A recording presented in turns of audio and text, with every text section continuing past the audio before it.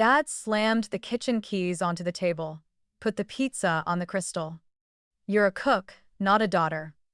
4 cardboard boxes sat beside the silverware engraved with a shining W under the Christmas lights, while I stood still, fingers still sticky with gingerbread dough.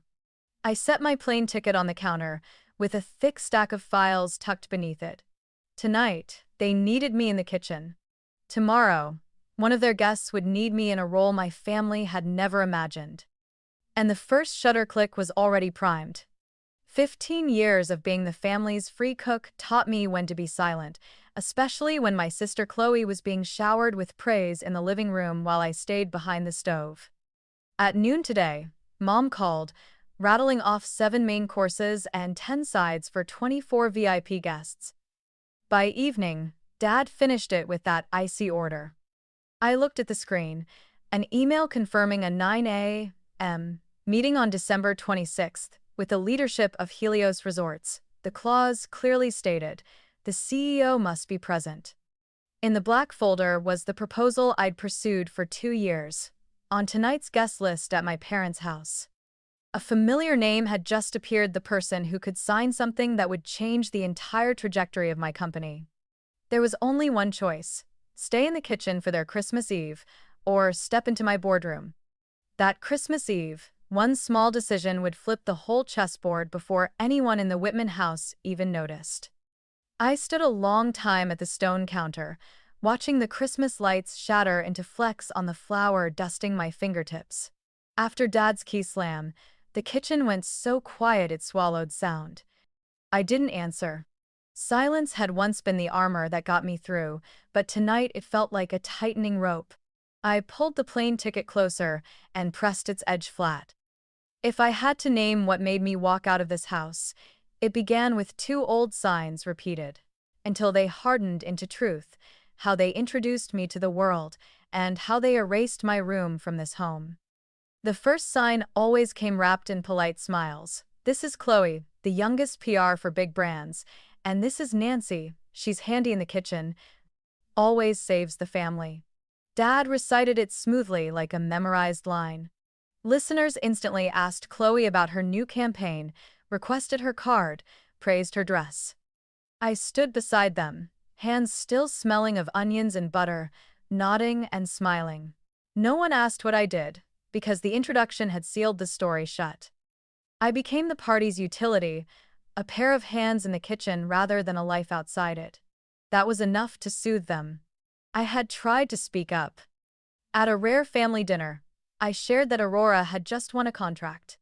Dad nodded, good, his voice as flat as the tabletop. Mom immediately shifted to Chloe's upcoming talk, then asked me to check the tablecloth count for the weekend. I closed my mouth. By the 10th time, I understood. In their frame of reference, my labor had value only when it melted into a meal's flavor. Outside the kitchen, I was the empty space that let praise flow to Chloe. I wasn't jealous. I simply saw how long the scale had been tilted, but the misunderstanding wasn't just outsiders. My parents themselves had memorized a stripped-down version of me. Once, I walked them past a hotel banquet kitchen. The Aurora team was running the line for a gala. The head chef called out, "Boss, line 1 is ready." Dad chuckled. "Which boss?" I said quietly, "Me." He patted my shoulder like a joke. "Hard work is good. Watch and learn from the pros." I smiled and kept walking. I didn't want to ruin the evening with a tug-of-war, but inside, a hairline crack opened that no smile could mend. The second sign needed no words. My room had become a shoe closet. One rainy afternoon, I came home early, opened the door, and froze. My bookcase was now a display rack. My graduation photo had been unframed and shoved to the bottom of a cabinet. The spot where I kept a cactus had vanished under glossy logo boxes. In the middle stood a full-length mirror for Chloe to try on dresses. I sat down, but my old bed had been swapped for a low bench. I felt like a speck of dust. One swipe and I'd be gone. I went to the kitchen and asked Mom. She answered mildly, "Chloe needs space. Image is part of her job." I asked where my books, menu drafts, and DIY kitchen models were. I put them in boxes so they wouldn't get dusty.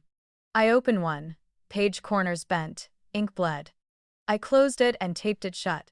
Dad walked in. "There's a pull-out in the living room. Stay there, it's roomier."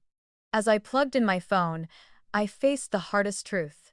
The house still stood, but my place in it had been pushed to the basement. Since then, whenever I came back, I slept in the living room, no pens, no books, no memories within reach. The neighbor's cat still hopped onto the balcony and curled on my lap out of habit.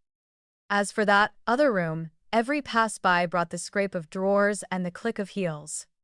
I learned home isn't walls and a roof.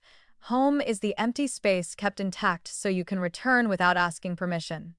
When that space is filled with shoes and dresses, the one returning naturally steps back to the porch. Those two signs the introduction, and the room mapped my family better than any explanation. I was the buffer, the patcher of leaks, the nameless head cook when needed, and the shadow when the party ended.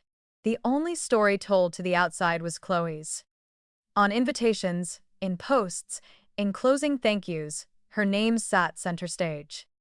If someone happened to praise the food, Mom would say, "Her sister is handy," then swing back to the main topic: the dress, the photo shoot, the event poster. I gradually understood.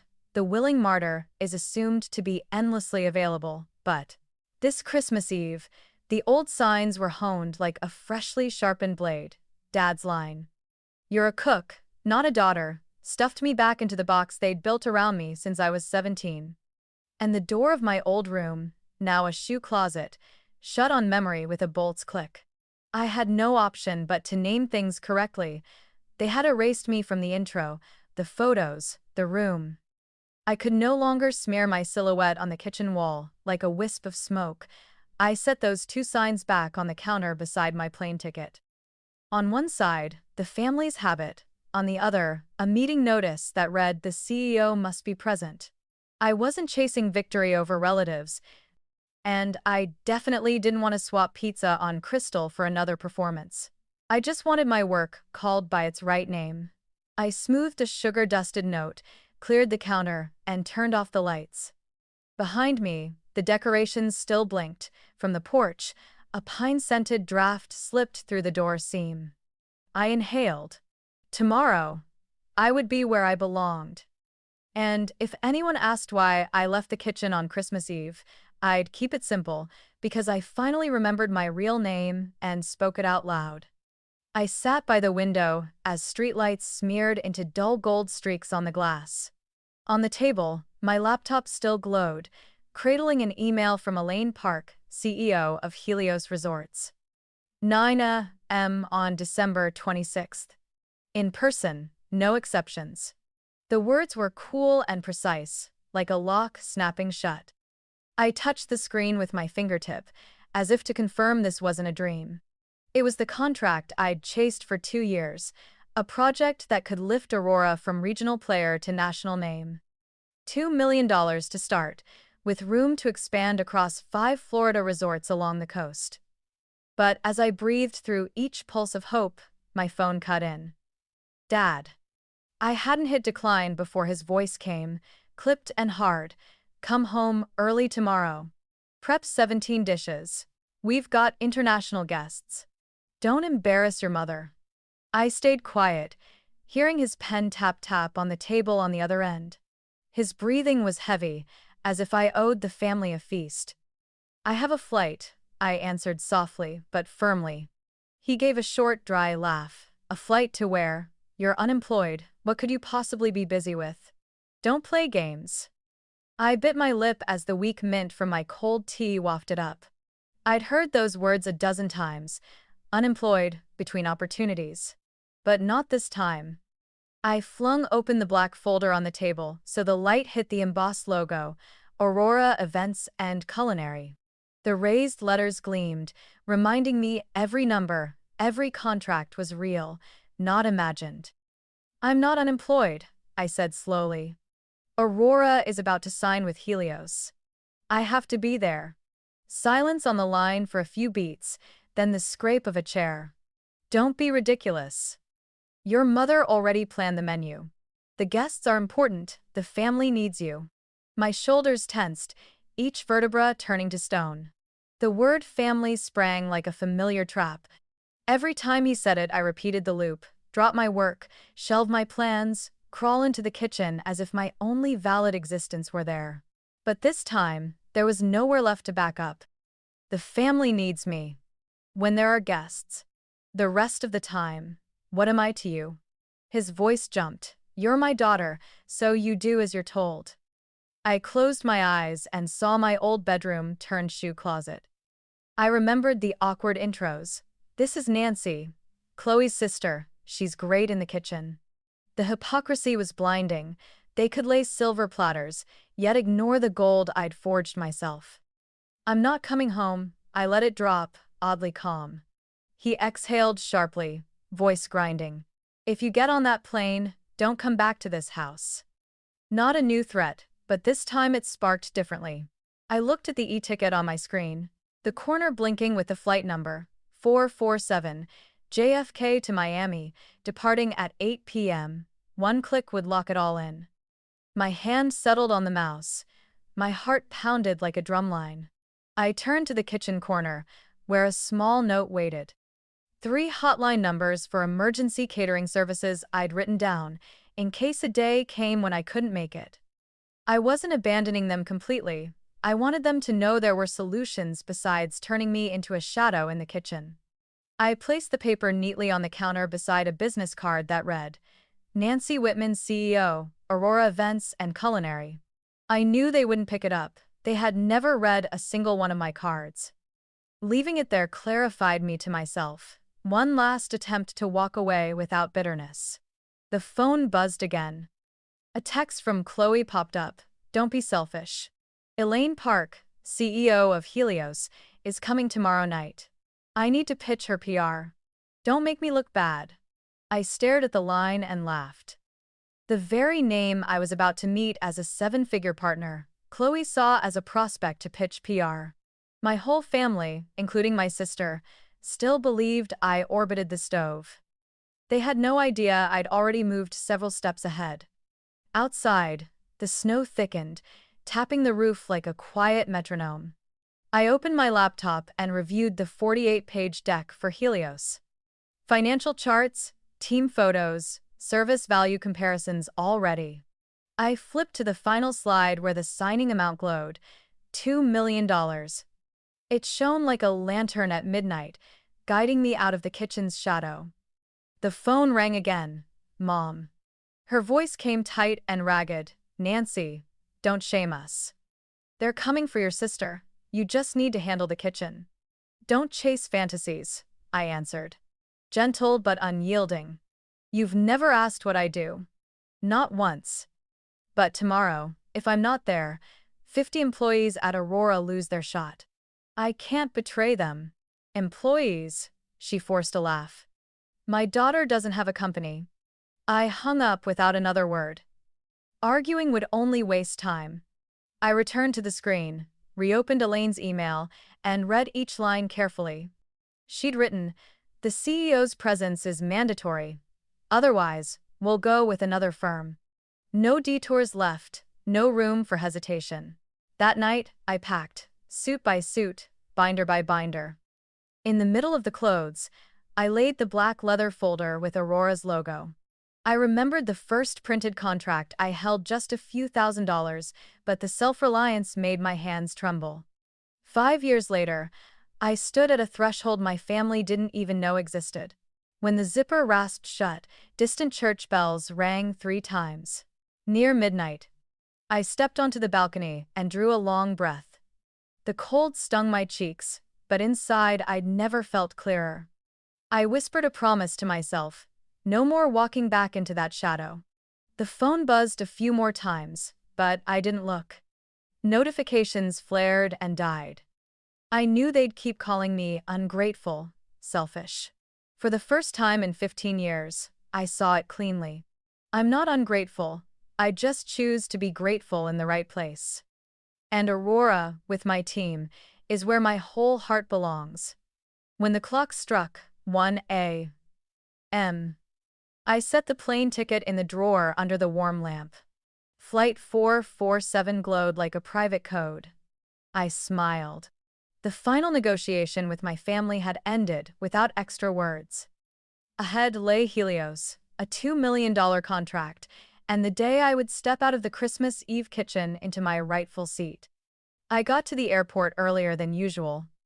The yellow lights in the departure hall stretched like a street that never sleeps, and the roll of suitcase wheels sounded like an opening drumbeat.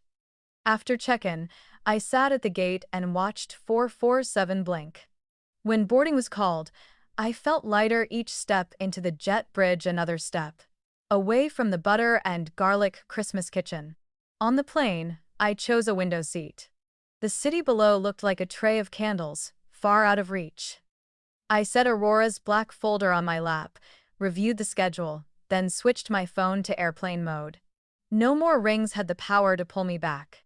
The fuselage shivered, lifted off the runway. I leaned my head against the wall and breathed evenly. When the seatbelt sign clicked off, I ran through the checklist: field staffing, cold chain routes, weather contingencies. I texted Ethan a quick line, asking him to recheck the dry goods route. The wind hissed against the fuselage, a steady sound like the rhythm of waves. I closed my laptop, deciding to sleep so my words wouldn't stumble in the morning. In Connecticut, the storm began the moment I lost signal.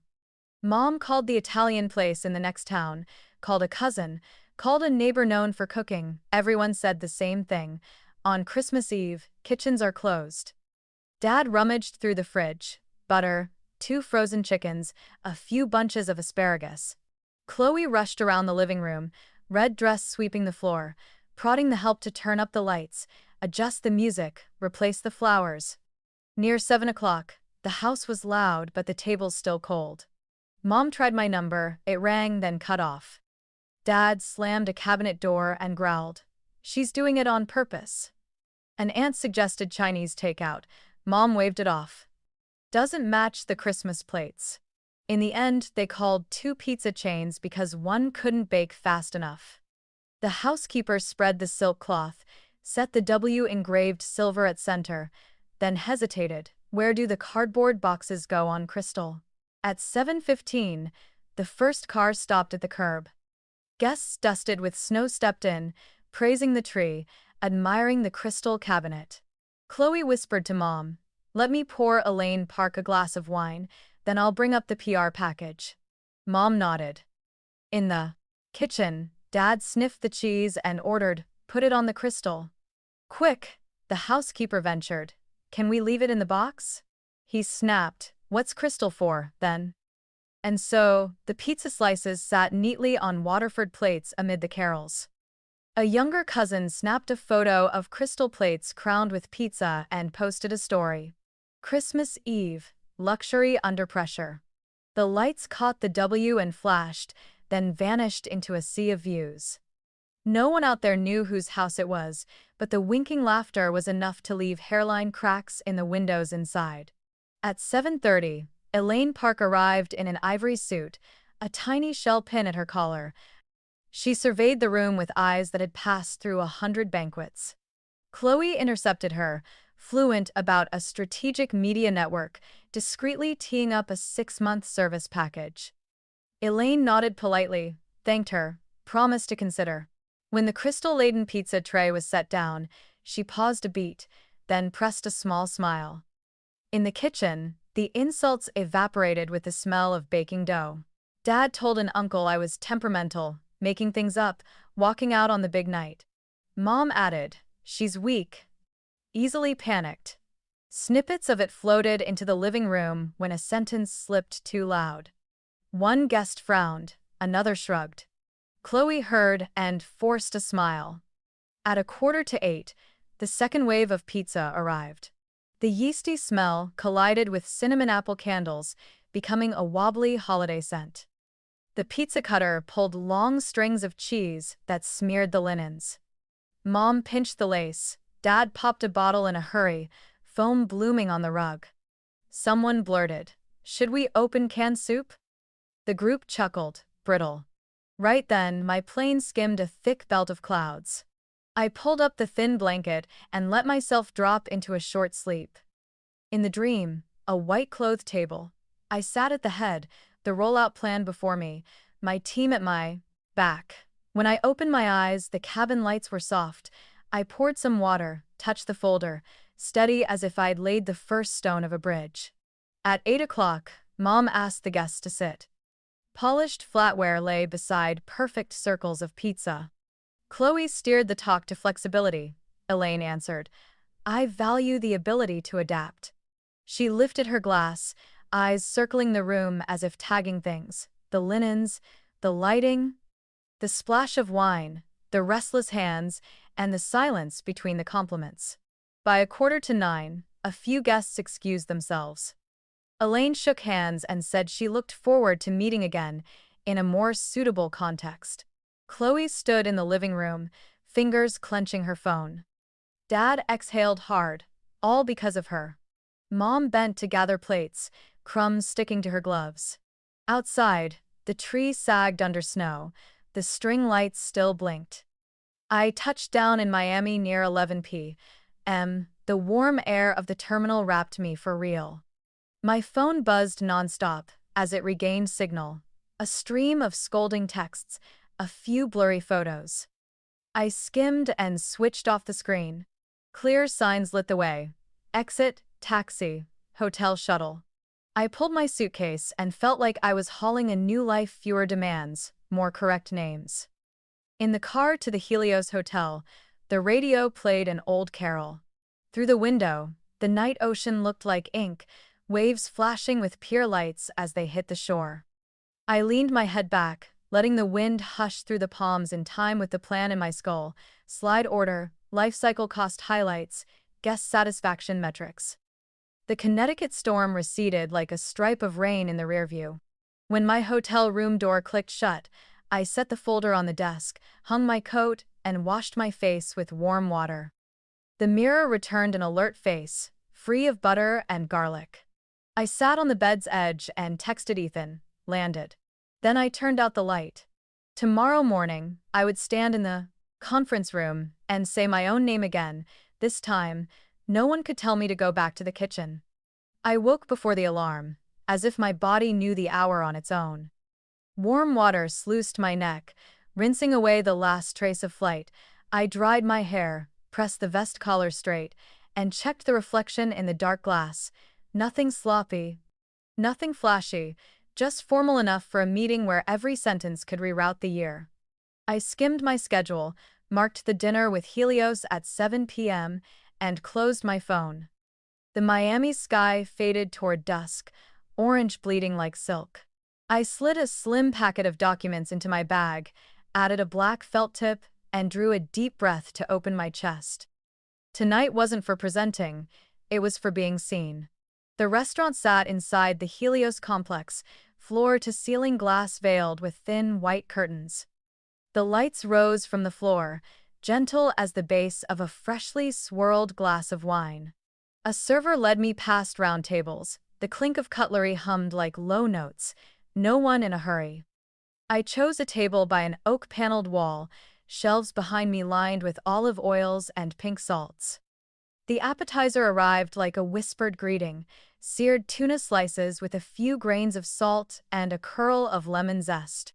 I wasn't hungry, the citrus just woke my mouth. I set my palm on the wood and felt the fine grain slide under my fingertips, reminding myself, speak slowly, look straight, keep the thread. Elaine Park came in a few minutes early. Ivory suit, the same shell pin as last night, hair in a tidy low bun, steps both soft and sure. She shook my hand herself, no aid required, her gaze meeting mine as if recognizing a peer rather than someone asking for a favor.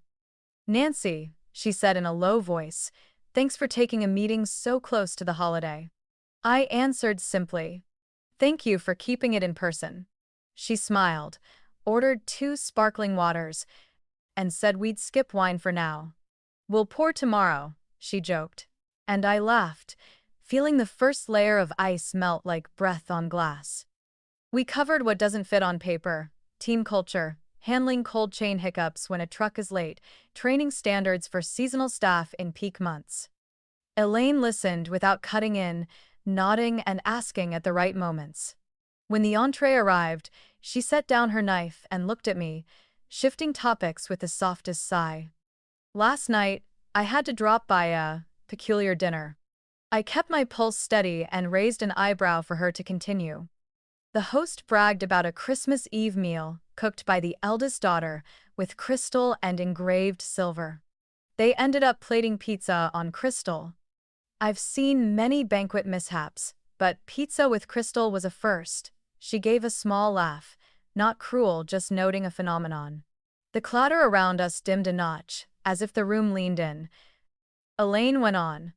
The host was busy, explaining. I pitied the guests more than I judged. Some things, if you can't respect the prep, you're better off not inviting. I nodded, voice even. A dinner is just a dinner, but how people behave in trouble reveals a lot. Her eyes lit. Exactly. I left early. The younger folks with me were hesitant, but I told them, professionalism means knowing when to stop. She didn't say the host's name or the town. I didn't ask. The story slid past like a small knife, leaving a fine, sharp line. I pivoted to work and asked to share a short piece on process durability. I described our double-cover shifts at the central warehouse during last season's storm. Aurora bought backup generator containers, paid a premium for a quarter, and brought cancellation rates to zero. Elaine followed closely, pressing for details on new hire standards, post-project reviews, and a no-theatrics reward and correction system. I offered an example. A lead event manager reassigned to back of house for 2 months after refusing to fix handoff. Sloppiness. 6 months later, he returned to the front line and was nominated for praise by a hotel partner. I like that loop, she said. Wrong, repair, return, no stamping people as broken. Her voice warmed like a steady hand, straightening your shoulders. The server topped off our water and whispered about dessert. We both shook our heads. Elaine opened a thin leather notebook and drew one succinct line.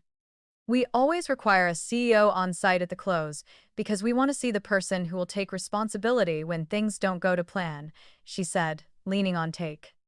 I know, I replied, remembering our outdoor gala test. The wind shifted, gas flames stuttered, and I stood on the hot line for an hour, covering for a chef whose hands were shaking. No one photographed that moment, but my team remembers, and I remember a soaked back and salt drying on my wrist. Elaine leaned back, shoulders dropping as if truly resting for the first time. I have a habit, she said. The day before I sign, I look to see if a partner knows how to turn off the lights at the right time. Not retreat, preserve energy for the long road. I smiled and said I teach my team to put the lid on when the water's already boiling, don't keep stirring out of nerves. She laughed out loud, brief and real. I'm stealing that for internal training. Then her face sharpened, as if recalling something. Last night I saw the opposite. Blazing lights, big talk. And underneath hurry, disorder, and a lack of respect for one's own work. The line hung between us like a fizzy bubble, dissolving slow on the tongue. I set my palm on the table and thanked her for trusting me with candor. Not everyone does that before a signature. Elaine checked her watch and folded the notebook. Tomorrow, we'll talk numbers and plans. Tonight, I only wanted to know I'm working with someone who understands preparation. I answered softly and knows when to dot. Stop so there's strength left to pour tomorrow. She tilted her head, the smile returning to her eyes. Exactly. We stood close to 9 o'clock. Elaine's handshake was firm, no theatrics, no shoulder pat. Thanks for an easy-breathing dinner, she said. I hate performative ones. I caught her meaning and set my final line like a promise. Tomorrow, we work not perform. She nodded and left, walking down a blue-carpeted hall under pendant lights shaped like drops, a river suspended overhead. I lingered a moment, looking at her empty chair and the few bubbles still rolling in her glass. Everything was quiet, like a breathing exercise. Back in my room, I hung my jacket, set my bag on the chair, and pulled the curtains halfway to let the city in. The ocean was dark. The pier lights flickered like distant handwriting. I saw a few missed calls from home, but didn't touch them. I leaned my elbows on the sill and let my shoulders drop. Tonight, I didn't need a long defense. Tonight, the story of the peculiar dinner spoke for everything: who respects preparation, who burns it for show, and who treats work as actual work. I killed the lights, set my alarm 10 minutes earlier, and lay still, listening to the HVAC purr like a metronome. Tomorrow, the conference room lights would come on, and I would stand exactly where I belonged, mistakable for no kitchen anywhere. On the morning of December 26th, I woke before the alarm. Pale first light slipped through the curtains and drew a long bar on the hotel carpet. I sat up, chest full but no longer heavy, like Christmas's past. Breath steady, pulse sure. I passed the desk and laid a hand on the black Aurora folder. The leather was cold, warming in my palm, a signal. This was no rehearsal, it was the hour for truth to step into daylight. The conference room was on the resort's top floor. When the elevator opened, oak and a hint of orange peel washed over me. I walked the deep blue carpet where gold light pooled, solemn and familiar at once. Elaine's aide greeted me with a crisp handshake and showed me in. The room was wide, glass looking out to the ocean, a long table of dark walnut. Water, folders, and Helios-engraved pens were already set. Elaine sat at the head, flanked by the board, operations chief, legal counsel, head of finance. All dressed sharp, eyes on me as I entered. I pulled out a chair and sat facing the direct light from the windows, so I wouldn't have to dodge it. For a second, I saw my earlier self 10 years back at a smoky kitchen corner, shirt stuck to my back, but that silhouette receded, making room for the woman present now, me, CEO of Aurora. The presentation ran clean. I advanced slide by slide, steady voice, letting the numbers tell a natural story: satisfaction rates. Operations across 3 sites, quarter-over-quarter steady growth. Heads nodded, pens scratched. I emphasized Aurora's storm contingency from last year, investing in generator containers to save the entire cold chain. They conferred briefly, then listened on. Just as I was about to close, the door clicked open. An assistant slipped in with an iPad, a hint of unease on his face. He whispered to Elaine and set the screen before her. She looked down. Her expression shifted from surprise to a stifled smile, then a stop, as if she'd stumbled onto an unlikely secret. Around the table, others leaned. Elaine lifted her gaze slowly and fixed on me. "Nancy," she said, voice both firm and soft, "do you know what photo is spreading on LinkedIn this morning?" I held steady and dipped my head slightly. "I haven't seen it." She turned the iPad toward me. A familiar image hit: my parents' dining table, pizza laid on crystal plates engraved with a W. Warm light showed open cardboard lids, Mom's flushed face, Chloe's strained smile. The caption below read, "Not every Christmas is out of a cookbook. Pizza on crystal when class and chaos collide." I looked at the photo, and waves rolled through me layer after layer. Not from shame, from truth laid bare, too fast to hide anything else. I lifted my head and kept my gaze calm. Elaine tilted her head slightly. "The Whitmans, they're your family, aren't they? No more detours." I nodded. "Yes." The room went utterly still. The soft hum of the A divided by C sounded like an underground stream. The attorney set down his pen, fingers steepled. The CFO traded glances with a colleague. Elaine leaned back, her eyes seeming to bore deeper. "So that means, last night, the person the host called, the unemployed, fragile daughter was you?" I let a few seconds pass, then answered, "Yes." Another silence settled, heavier, longer. I could hear my own heart, 3 beats, 4. Then Elaine herself broke it. She laughed, not a mocking laugh, but a real one, brief and ringing. How fascinating, she said, dabbing the corner of her eye like someone just told a topsy-turvy tale. Last night I sat beside your parents and listened to them call their eldest daughter useless. And this morning, I'm watching that very daughter present like a seasoned operator. The board followed, a few with faint smiles. The operations director murmured, "A living paradox." Elaine turned to me. "Would you like to explain?" I drew a deep breath. I never hid from my family that I work. They just never asked, never wanted to know. I built Aurora in silence because I understood that talking about it would only get me brushed aside. Last night, they still thought I belonged in the kitchen, not here. The lawyer raised an eyebrow. "And they know nothing about Aurora? Your staff, contracts, any awards?" "Not at all," I said. "They think I'm unemployed." That answer seemed to brighten the room, not the lights, but the eyes of people steadily grasping the absurdity. Elaine laughed again, shaking her head. "You know, I've followed Aurora for 2 years. I always wondered why the CEO of a rising company was so quiet. Now I understand." She set the iPad down and grew serious. "Let me be clear. Your family belittled you in front of their potential partner. And this morning, I'm preparing to sign with you." Quite a reversal. I sat straight without further defense. One thought moved through me. For the first time, my years of silence had turned into evidence of their own. I didn't have to say a thing. The image from last night said it all. The CFO chuckled softly, almost to himself, "And they called you unemployed." Elaine tapped her pen lightly, eyes bright. "Here's what we'll do. If the board concurs, we'll sign as planned. But for me personally, today is more than a contract. It proves a principle. Sometimes, quiet patience is the best proof." She leaned back and gave me one last look. "Are you ready for the real test, Nancy?" I nodded without a flicker of doubt.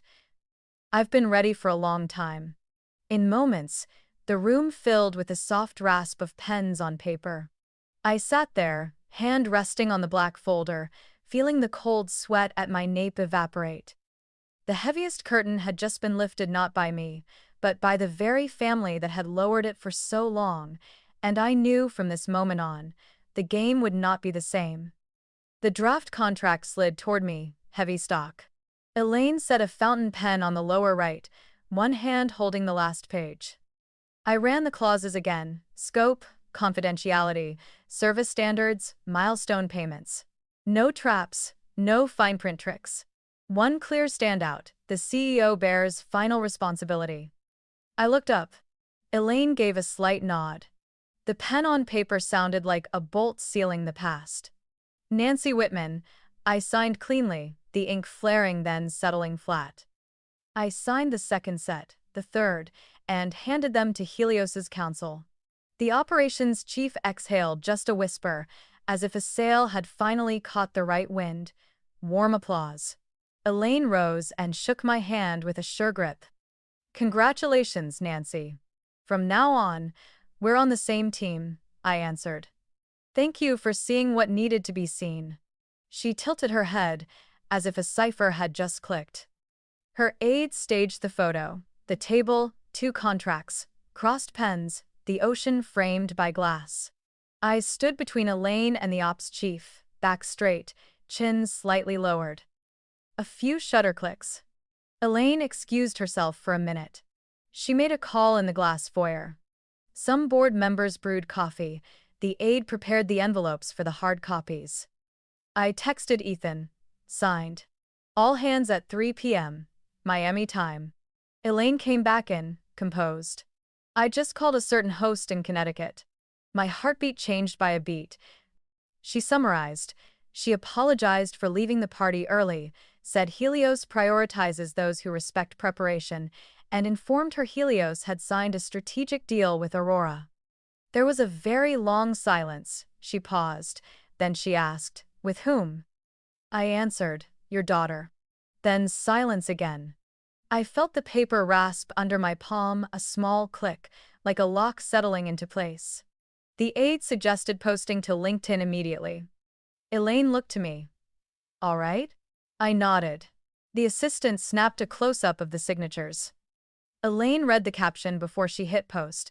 Honored to announce a multi-year partnership between Helios Resorts and Aurora Events and Culinary, led by CEO Nancy Whitman. We choose partners not only for capability, but for how they face turbulence, with preparation, respect, and calm. Posted, flashed on screen, my phone on vibrate, began to hum nonstop. Congratulations, meeting invites, interview requests poured in. I skimmed, then shut it. This morning belonged to execution. Elaine invited the team onto the balcony for a toast. Late sun poured silver on the sea. The chill of champagne felt like an exhale after a long climb. Back in the room, my screen was crowded with missed calls. Mom. Dad. Chloe, on repeat. I flipped the phone face down and asked to handle it after the technicals. We locked the first 100 days, 2 pilot properties, KPI framework, weekly feedback cadence, site checks, storm season playbooks. Ops asked about shift patterns. I proposed flexible swaps across hotline and logistics. Legal suggested a tweak to indemnities. I offered tighter wording. The meeting closed cleanly, on time. As the room thinned, Elaine signaled for me to stay. She held up her phone. The post had hundreds of responses. You can use the small room next door to call home, she said. Don't let personal matters bleed into team hours, but don't leave what should be said unsaid. I took my folder into the side room. Small, wood-paneled, a narrow window on the palms. I set the phone on my palm and let it buzz once more. Then I opened it. Mom, what are you doing? People say Helios signed with you. Don't make things up. Dad. Call me back now. Chloe. You're destroying us. What did Miss Elaine tell Mom? I skipped the texts and dialed Dad. He picked up at once, breath short. What are you pulling? People are saying. Helios and whatever you call your thing. I cut in gently. Aurora. I'm the CEO. We signed this morning. Long silence. I heard a clock ticking. Then his voice dropped. Your mother just. People are saying, it's true? I said, it's true. I gave him the short version. 2 years of talks, CEO presence required, dinner last night with Elaine, signature this morning. I didn't mention pizza. I didn't need to. He sighed, not sharp this time. I was wrong. I thought you only knew how to cook. I answered, I do know how to cook. And I know how to sign. A chair scraped. Come home, he said by habit. I smiled. I'm working. When you're ready to talk like people who respect each other's work, I'll call. I hung up before his voice could rise. No wave of guilt crashed over me. I placed a hand on my chest and heard my heartbeat steady as the A divided by C. The phone rang again before I could stand. Elaine, from the internal line, your mother just called. She asked if we could fix last night's misunderstanding by booking a New Year's package at Helios, if we could help save face. She paused. I told her we only host dinners that respect preparation. If she needs a contractor who knows how to prepare, I can recommend Aurora. But process is process. She has to engage like any other client. I smiled slightly, without triumph. Thank you, I said. Elaine replied, upholding standards is my job. I returned to the conference room. The sea outside looked a shade brighter, as if it had just signed something with the Sunday.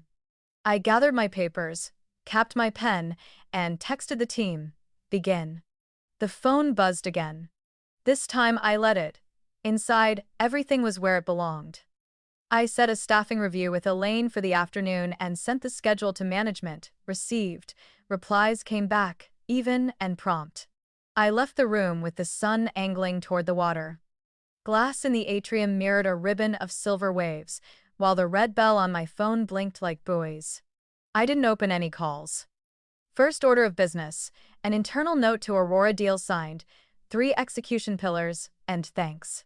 I asked HR to prep peak season stipends, asked facilities to recheck backup generators. A clean thread of received replies slid in, and calm rinsed over me like cool water. 24 hours later, Connecticut was a pond hit by a thrown stone. Ripples of gossip spread from the golf club to the charity board, from private school parents to the salon chairs. The crystal and pizza photo found its own routes through eyes trained to see through a classy lens. Then Elaine's post blanketed LinkedIn. People stitched two images together. On one side, class slipping. On the other, a crisp signature and a flute of champagne. Chloe called many times and finally left a short one. Clients canceled. By afternoon, another. Two big accounts paused next quarter. They want to work with people who respect the people doing the work. I looked at the screen and remembered Elaine's line about turning off the lights at the right time. PR needs that skill too. You can't spotlight surfaces forever when there's an empty kitchen behind them. That evening, I got an email from the club where Mom chaired a fundraising committee. Thank you, Mrs. Margaret, for your contributions. Next year, we'll be restructuring. Polite words, plain meaning. Dad texted briefly. Friends asked why I didn't know what you do. I didn't answer right away. An old snapshot rose in my mind, me standing on a kitchen chair, dusting powdered sugar while Dad took a blurry photo. Last year, that photo got shoved to the bottom of a box. Not because it was bad, because people get used to folding memories into dark corners. The next morning, the magazine piece went live. The photo showed me in the signing room.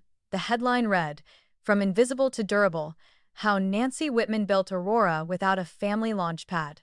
I read slowly, hand around a coffee cup. It wasn't sugar-coated, not the slight first-year losses, not the rejection from a hotel chain for lack of backing. At my own quote, I heard my voice again. It's easier to build in silence than to waste breath arguing with prejudice. I closed the page, feeling level. The phone rang. Dad. I waited and picked up. He spoke slowly. I read it. I'm ashamed I didn't know. I stayed quiet, letting him continue. I thought you just cooked. Turns out you organize, you hold a team together. I should have asked.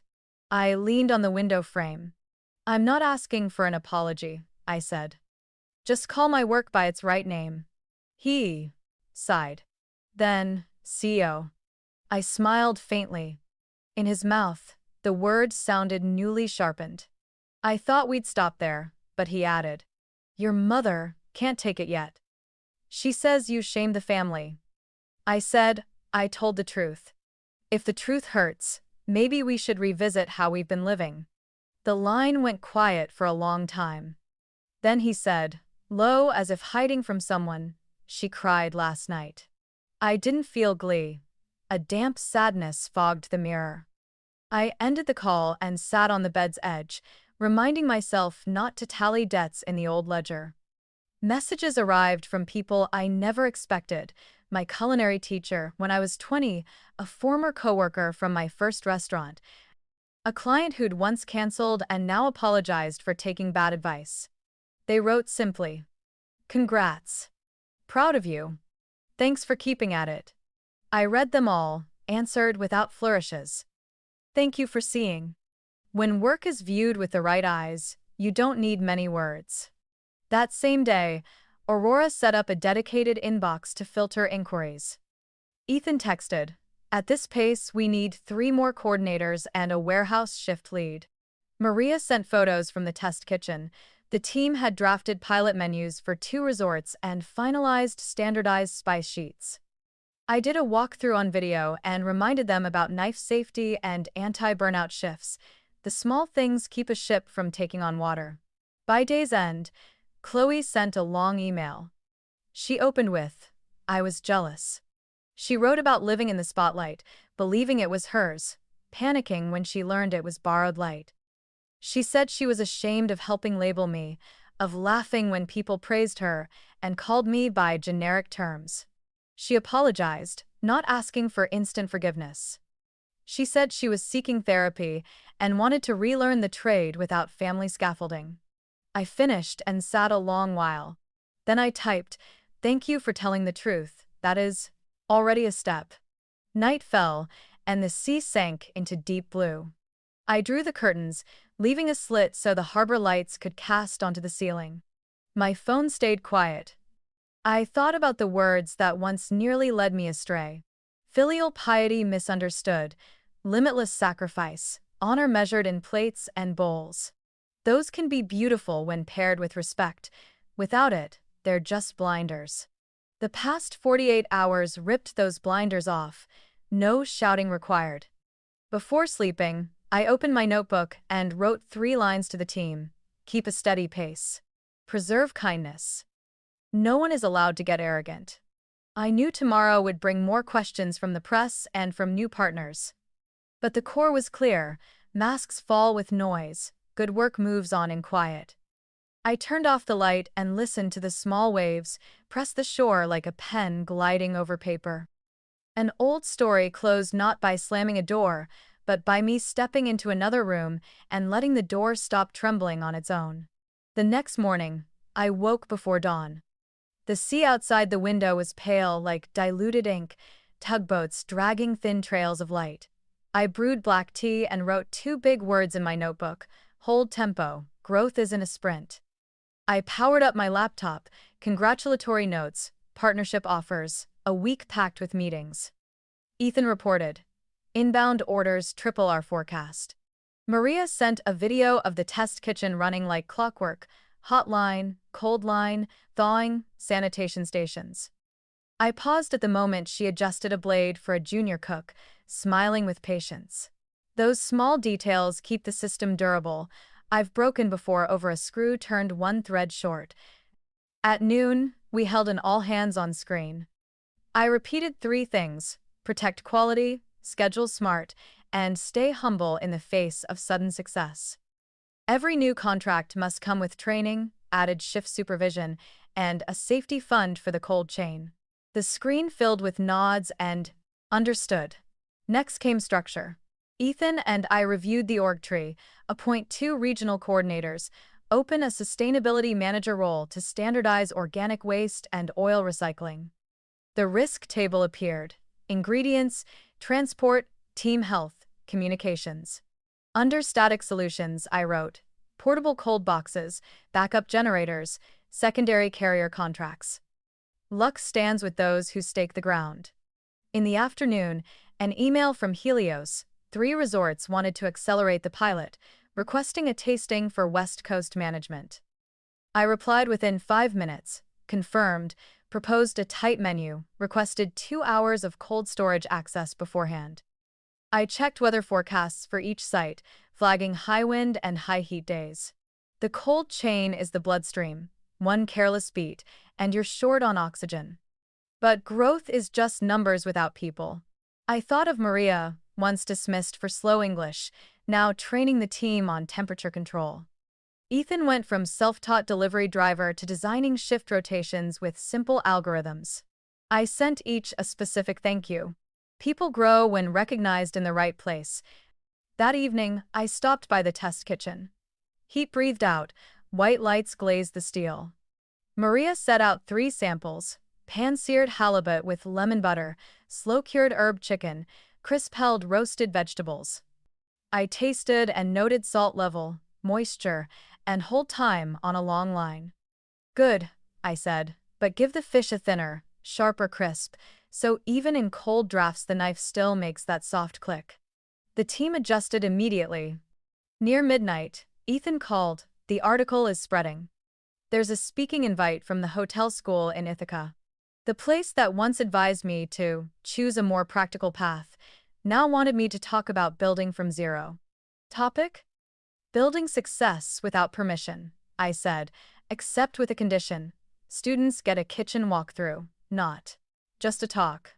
The next day, HR and I launched the Invisible to Unshakable Scholarship for young cooks, once underestimated. Simple criteria: commitment, discipline, and a short essay about a time they were doubted yet continued. The fund isn't big, but it's a promise I owe the 20-year-old girl whose hands shook slicing onions. I want fewer people to take the long detour just because they lack the right last name. Chloe texted before midnight. She sent a tight PR draft, asking to try if Aurora opens an internal communications bid. I struck the unconscious brag lines and replied, "Cut. Keep facts. Let the work speak." Minutes later, she wrote, "Revised." I exhaled. Real change often starts with subtraction. On Tuesday morning, Helios held the tasting. I arrived early and walked the banquet hall corridor. The lights came up in ribbons, tables were minimal, linens flat, water placed for the dominant hand. I passed the kitchen line, tapped shoulders. Begin. Plates left the pass with just right steam. The knife on crisp halibut sounded like rain on a window frame. Elaine sat at the head, only taking notes. At the end, she stood. Enough. One word, yet a big green mark. In the afternoon, I visited the warehouse. Compressors hummed steady. The cold smelled like clean metal. I checked the temperature board and asked staff about the protocol when the generator dips. They answered fluently. I remembered sleepless nights from a failing cold box, my head on a checklist notebook. Now risks have names and procedures. It felt like standing on solid wood, still swaying to the ocean's rhythm, but not falling. At dusk, I sat alone in a small office facing the palms. I reopened the morning line, hold tempo. Growth is the swell, responsibility the anchor, meaning the view beyond your own mirror. I added, hold people. Without people, numbers are shells. I sent a final company-wide note. Tomorrow is just another day. Do the small things well, let time confirm the rest, then turned off the lights. On the way back, the sea carried salt and the steady drum of waves. I thought of Dad, of the unfinished call. I don't know when he'll call me daughter, without tacking on cook. But I'm sure of one thing, I won't trade my team and standards for an easy nod. The greatest reward of this road is the ability to keep going back straight, hands clean. For me, that's enough. That night, before sleep, I opened the scholarship inbox, for applications already, each story a healing cut. One wrote about being fired for speaking slowly, now asking for a fresh start from basics. I marked interview. At the same time, Elaine texted, site check at the coastal property tomorrow. Bring the high wind plan.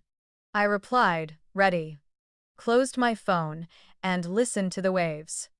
Growth, responsibility, meaning 3 even breaths carrying me through the night. I chose a small restaurant facing the park, warm yellow lights. I booked a four-top, requested no background music, and added, please serve us like regular guests. I wanted this talk to rest on words, not on crystal or lace. My parents and Chloe arrived early. Dad wore a gray sweater, shoulders stooped, Mom a dark dress, eyes still rimmed red. Chloe tucked her phone away. The server brought warm bread and set it down lightly, as if afraid to crack the air. I opened directly. I'm hosting tonight to talk about how we're going to continue as a family. If we can't, we'll stop at politeness. I set a neat sheet in the center. 5 minimum conditions that let me walk into the house without disappearing. 1. Equal respect. No more introductions that erase me. In front of friends, relatives, or partners, call my work by its name. I am Nancy Whitman, CEO of Aurora, not the helper in the kitchen. Dad looked down, his throat shifting.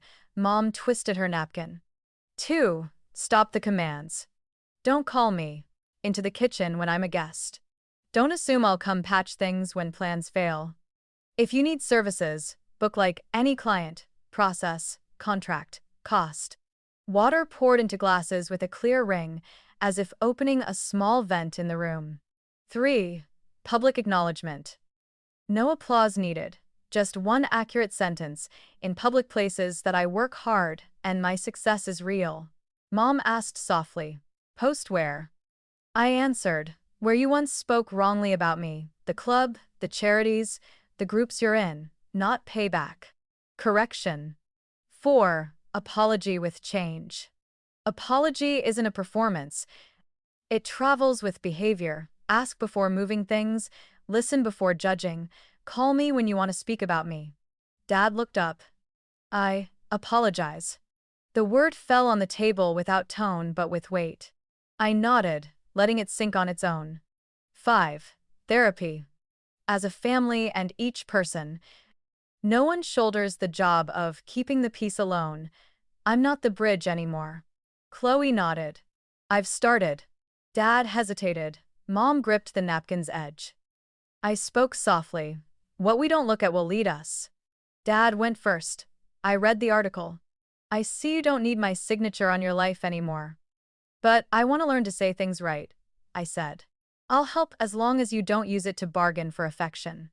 He nodded, like someone learning to write left-handed. Mom stayed quiet a long time. Finally, I'm afraid of how people will look at me. I got used to boasting about Chloe to cover my lacks. I never thought you'd go this far. She looked up, eyes wet. I'm sorry for turning you into help. I asked, are you willing to say that in the places where you called me unemployed? She nodded. I will. Chloe pulled an envelope. This is a revised PR proposal. If Aurora opens a bid, let me compete. I skimmed. Less show, more facts. I offered a few notes. If you enter, I said, you line up like everyone else, through process. No shortcuts. Chloe, I understand. The main course arrived pan-seared halibut, skin giving a tiny sound under the knife. I remembered Elaine's enough at the tasting. I took a small bite and set my fork down. These 5 conditions aren't demands, they're a fence. If you want to walk into the garden, use the gate properly. Dad looked straight at me. What if I forget? I answered, you'll see me leave the table before the meal ends. No fight, no thunder. Just a sign the fence was touched. I added, I've learned to stand up without asking. Mom asked, when will you come home for dinner? I weighed the word home. When the 5 conditions have been practiced for at least 3 months. Then I'll come as a daughter, not a kitchen guard. Mom gripped her hands. I'll contact a family therapist. Can you send me the info? I nodded and texted 3 specialists in family systems. We ate in silence. Outside, the park breeze spun dry leaves by the glass. I remembered past Christmases, china, cork pops, butter and garlic, everything picture perfect, except the one at the stove had no name. Tonight, no one mentioned pizza, no need. Silence agreed that we only name the past when we mean to stay there. The server cleared the plates. I folded the sheet and handed it to Mom. Everyone keeps a copy, so when we forget, there's something to remember by. Dad signed the bottom on his own. Mom followed, then Chloe. I signed last, like a party to an equal agreement. No cement binds words to paper, daily acts do. I paid with my company card. Outside, cold air swept my cheeks, the city breathed steady. Dad suggested, same place in a month to compare notes. I nodded, on time. Mom hugged me briefly, without squeezing like she used to. Chloe squeezed my hand. Thanks for letting me try again. I said, you open your own chance by telling the truth. I walked along the trees. In my coat pocket, the 5-point sheet lay flat. I knew nothing was guaranteed. But from tonight, we share one thing to lean on, a clear language for kinship, and a fence high enough for respect to bloom inside. At the corner, I breathed wet leaves and winter wind. For the first time in years, the way home didn't lead to the kitchen, it opened into a small, bright path forward, light. On the day, Manhattan felt like early spring. A fine mist fell, new leaves along Central Park still shone with sap. I got home half an hour early and opened all the curtains so the light could soak the wood floor. 2 bedrooms, open kitchen, wall of books, everything tidy enough to hear the kitchen clock tick. I set a vase of white tulips on the table, simple and clean. The doorbell rang right on time. My parents and Chloe stepped in, all glancing around with the reflexes of guests. Dad gave a dry, but his eyes lingered a long time on the window opening to the park. Mom set a hand on the table's edge, frowned at a slightly crooked hem, then let go, as if remembering don't meddle in the kitchen. Chloe smiled, shut her umbrella, and handed me a small box. A pen for the next things you sign. I nodded thanks. The Aurora team had arrived earlier, keeping time like a Swiss watch. Maria captained the cold line at the island. Two coordinators rotated through the closed kitchen to avoid scents on guests' clothes. A bar lead stood in the corner, glasses clear as raindrops. I stood with my family in the living room, no apron, no clock watching. Tonight, I was the host. The greeting course came as a scent: brown butter, lemon peel, rosemary. Maria herself carried the amuse-bouche, bite-sized tarts with caramelized onion, topped with seared sea bass. Mom took one, looked like she might ask for the recipe, then glanced at me. I gave a small shake, neither scolding nor teasing. She took a small bite, her eyes widened. Good. Crisp, she murmured to herself. Maria smiled. Thank you, Mrs. Whitman. We sat as the second course left the kitchen. I chose ash-gray linens, matte white plates, plain flatware, no crystal. Dad placed his hand on the table edge, the way he always did before speaking. I waited. He only said, pretty. I stayed even, but inside something small dropped to the floor, maybe a flake of old doubt. The first course was roasted butternut soup, lightly seasoned, dotted with toasted seeds. I lifted the spoon, watched the wisp of steam like yard smoke at the old house. Mom ate slowly, then turned to me. You host well, I said, I just keep the door open. She smiled sadly. And know when to close it. I didn't deny it. These years, I've learned to slide the bolt. For the main, Maria asked if I wanted to introduce the dishes for her. I shook my head. Put your name on the kitchen. She presented. Crisp skin halibut with lemon butter and dill, slow-cured herb chicken with spring vegetables and a brown sauce, guest's choice. Dad looked at me, then said, fish for me. Mom chose fish too. Chloe ordered chicken. The knife on the crisp skin made a small click, neat as sealing an envelope. Dad smiled. That's a satisfying sound. I said, the sound of proper prep. He nodded this time without irony. During the meal, no one mentioned work first. We ate, listened to the rain, watched the flow of people on the street below. When the main plates were cleared, I took a small envelope and set it beside my mother's plate. Inside was a 3-month practice schedule for the 5 conditions, 1 column per condition, with space to note date and time, events, reactions. So, when we argue, we have facts, not feelings, I said. Dad picked it up, put on his glasses, read slowly. He signed the commitment box, without me prompting. Mom set her hand on the pen and pulled back. I'm afraid. I can't do it. I answered. Do just enough for today. Tomorrow, do just enough, a little more. She looked at me for a long time, then signed with a hand that still trembled. Chloe waited until dessert dark chocolate, mousse with a light orange sauce before taking a packet from her bag, the internal communications proposal. She kept it to 6 pages, goals, messaging, channels, metrics, no flowery words. I read and marked a few spots, fewer adjectives here, change lead the narrative to document the work. She nodded and noted it right away. If you enter, I reminded her again, you go through bidding, 3 parties, blind scoring. She replied, I need to learn to win on merit. I said, losing on merit is a good lesson too. After dessert, I invited the family out to the small balcony. The city lit up, the park's green turned into a patch of dark ink. The rain stopped, the air was clear, like freshly wiped glass. Dad clasped his hands behind his back, looking down at the traffic flowing like a river. After a while, he spoke, not looking at me. Back then, I thought these things, he tilted his chin, came from luck and men helping. I didn't cut in. He went on. Today, I see they come from knives and boards, cold containers, duty rosters, and a lot of fixing mistakes. He turned to me, voice slow but sure. My daughter.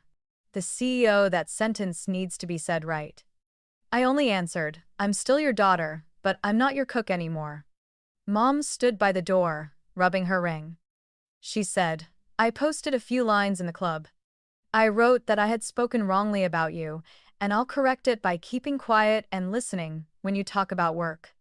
I smiled. Sometimes, silence is the highest form of courtesy.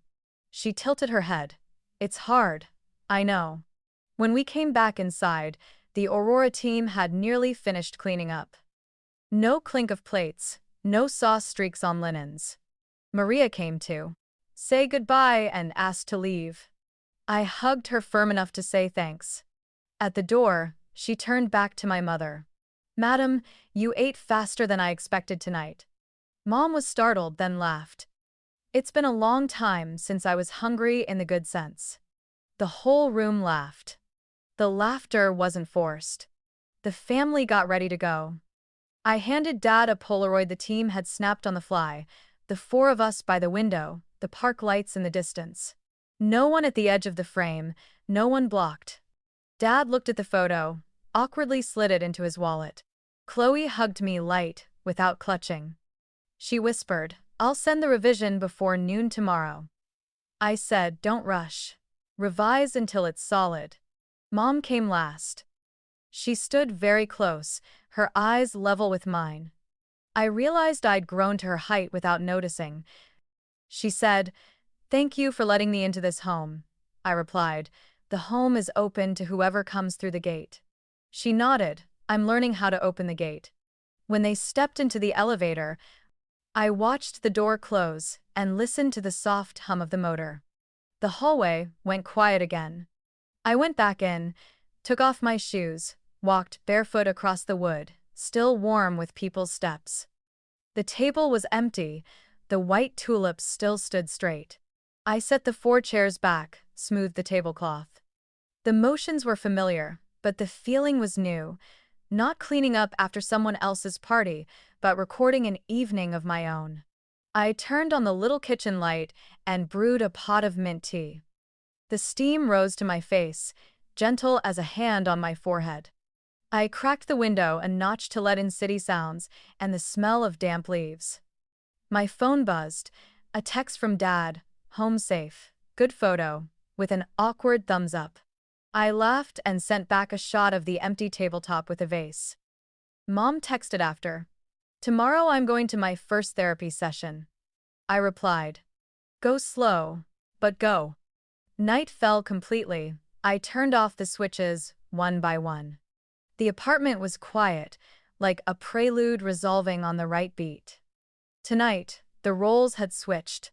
I sat at the table, served by my own team, and the family sat as guests. People ate, signed, and said what needed saying. No applause, just order restored. I closed the curtains and took one last look at the Central Park lights, like a line of handwriting drying to ink. In my head, a small sentence surfaced and settled. Next time, same again. The door open, the gate checked, the table straight, and me in my proper seat. In the days after the apartment dinner, the city changed seasons for real. Central Park's green deepened, sparrows reclaimed their flight path at the kitchen window. Each morning, I made tea and took a small walk around the home, a new ritual to review the invisible things, the rhythm of work, the state of my heart, and whether the boundaries were intact or worn at any corner. Aurora moved into a longer hall cadence. Orders rose, the organization grew, but the rules I wrote when we were small still hung where anyone could see. Don't run. Just increase tempo, and respect is not a budget line item. Ethan reported the weekly error rate down. Maria sent photos from knife skills training, one hand on the blade, the other demonstrating how to hold it so the cut is as clean as a thought already considered. I watched, glad that what used to be dismissed as fussy had become the norm of a team. Texts from Dad came more regularly, as brief as he island. Read the materials you sent. They asked about you. I said you're a CEO. Some days, he sent a photo, the tree by the porch, crown trimmed neat. I understood what he meant. I'm learning to do the small right things in my own yard. Mom sent the family therapy schedule. She didn't share details and I didn't ask. Lines like, "Today I listened more," or "I realized I'm used to speaking for others," were enough to show she was taking the first step slow, but intentional. Chloe submitted her PR bid like any other firm. The panel worked blind. I only received the final result. When the scores arrived, I set my phone down for a few minutes before opening. Chloe placed second close, but clearly second, I called her. She was quiet for a moment, then said, "I understand. I'll try again next round with a different brief, less showy." I said, "I won't favor you, but I'll give feedback as long as you need until you say enough." Before hanging up, she asked, "Are you proud?" I smiled, looking at the window's quick breeze. "Proudest that you're willing to walk the straight road." Helios expanded the pilot to 3 resorts. I did site checks for a week straight. Preparation never rests. Some days sea wind slashed across the hotline. Some days a compressor droned oddly, the warning of a loosening wire. We tightened every screw, moved fan positions, updated rotation procedures. Improvement sounds big, but often it's just fixing how you carry a tray so your wrist doesn't give out in the 9th hour. Those small things, cumulative, turned Aurora from a sturdy kitchen into a sturdy operation. A magazine reached out to shoot a new spread in the test kitchen. I set a condition. Don't stage a glossy set. Splashes on aprons are fine. The shoot ended with a frame of me standing among the team, a few strands of flour in my hair. That photo ran with a piece titled "The Machines Behind the Banquet," captioned, "People call it hospitality, they call it work." I saved it not to boast, but to remember that the truest light doesn't come from lamps. It comes from truth. The hotel school talk was confirmed. I kept the title "Building Success Without Permission," the one I first thought up in a quiet Miami night. On stage, I said little and asked much. How many times did you nod because you feared being called unfilial? How many times did you excuse disorder with the word class? I told a short bit about my first Aurora business card printed with smudged ink. I keep it to remind myself that big things start from not yet pretty. At the end, a student stood and asked, "If your family doesn't believe in you, do you keep going?" I answered, "You don't need their belief to start. You need to believe yourself just enough for today." The Invisible to Unshakable scholarship received its first applications. I remember a handwritten letter from a girl once cut from a kitchen for speaking slowly, now asking to learn from the beginning. Her script was even a little shaky, but each line careful the way you slice an onion so it won't draw tears. We invited her in. During the interview, she looked straight at us and said, "I'm not good at stories. I'm good at standing where people seldom look." I nodded. Aurora has many places like that. When she left, I looked at Maria. She nodded, smile soft, as if seeing her own past self. The story, with my family, faded from the front page of my mind. We didn't reconcile at lightning speed. We practiced what we'd signed. Some days, Mom bragged too much and corrected herself in the next sentence.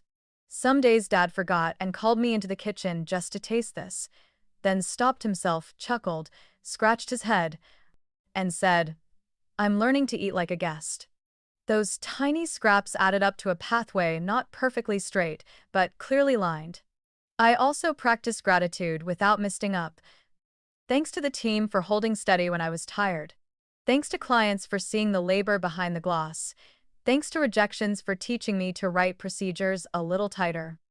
And thanks even to those who once called me the cook in the narrow sense. Without them, I might never have been so determined to build my own fence. In the evenings, I like to open the window and let the breeze touch my nape. It's a reminder not to seal the room until it stifles. Quiet machines don't mean people can doze. I taped a small sheet to the fridge. Values, boundaries, gratitude. Values so you don't sell cheap. Boundaries so you don't stray. Gratitude so you don't harden. One day, while reviewing cold storage reports, I got a voice message from Mom. "Thank you for giving me a chance to start again." She said in that session. The therapist asked, "Are you willing to let your daughter be an adult when she's next to you?" She answered, "Yes." I paused the report there and looked out at the park. The leaves were a little older than last week. Time doesn't ask if you're ready, it just goes. The only thing we can do is go with it, standing decently. And if I had to sum up anything from all that's happened, I've come to see success is not a list of contracts, nor a photo of signatures gleaming in Seaside Sunday. Success for me is the ability to sit at my own table, invite others in, and know when to close the door, to say no while keeping my voice warm, to keep a team from dissolving into applause, to someday answer a knock and open without fear of collapsing. I closed my notebook, turned off the kitchen light, and left a small golden dot on the bookshelf. Tomorrow we'll be up early again, hair tied back, aprons on. The people on the front line will keep doing their part, and I'll do mine. Hold tempo, hold people, hold the line. Maybe more contracts will come. Maybe there'll be glossy invitations. Whatever happens, my answer stays the same. We can do it if we keep our standards. And now, I'd like to hear from you. After hearing this story, have you ever found yourself in a similar place, overlooked, dismissed, yet still finding a way to stand up with your own two hands? Your share, even a small memory, could be the encouragement someone out there quietly needs. If this story touched your heart, please leave a few words below. I'll read every comment because every honest voice has value. And don't forget to follow the channel so you won't miss the next stories, ordinary lives carrying whole journeys about family, boundaries, and the strength to keep going. Thank you, from the bottom of my heart, for staying with me to the very end.